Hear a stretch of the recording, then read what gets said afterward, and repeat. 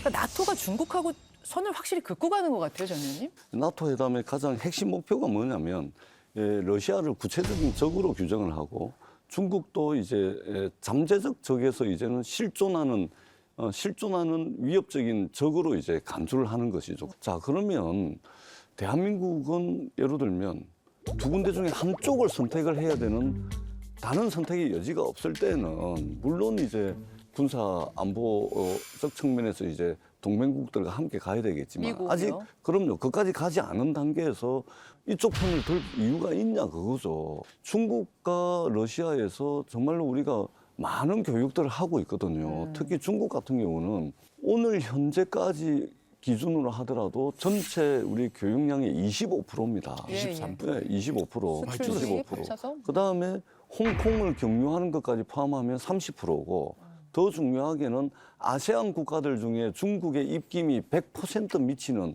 그런 아세안 국가들까지 포함을 하게 되면 50%가 넘어갑니다. 그러면은 우리가 기업들에게 미리 준비할 수 있는 시간을 1, 2년 정도 미리 전략적으로 딱 해가지고 준비를 하고 난 뒤에 그렇게 하든지 알겠습니다. 그래야 되는데 너무나 아쉽다는 거죠. 예. 그것이. 우리나라 경제가 너무 중국의 목줄을 메고 있다.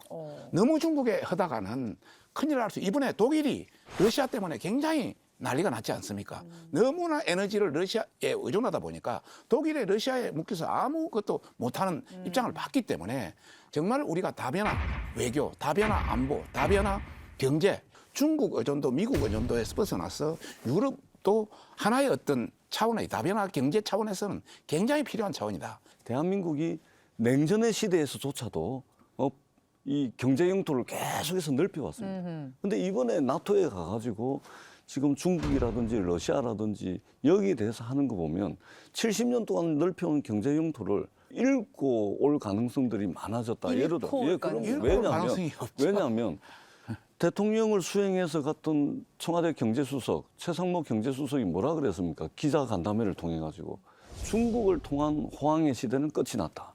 이렇게 이야기를 합니다. 그래서 지난 20년간 우리가 누려왔던 중국을 통한 수출 호황의 시대는 끝나가고 있습니다. 그래서 우리가 중국의 대안인 시장이 필요하고 또 다변화가 필요한 그런 실정입니다.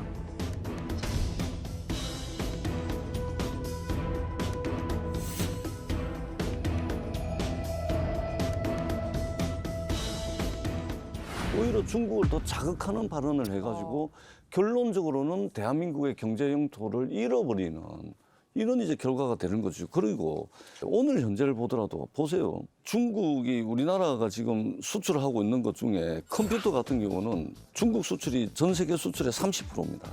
그다음에 화장품 같은 경우는 45%, 그다음에 반도체 같은 경우는 42%, 석유 화학 제품 같은 경우는 38%, 디스플레이 같은 경우는 중국의 37%예요. 만약에 이런 식으로 지금 제가 말씀드린 이 수출기를 다 막혀버리면 대한민국 경제 성장률의 50%를 수출이 책임지는데 이거 어떻게 하실 겁니까?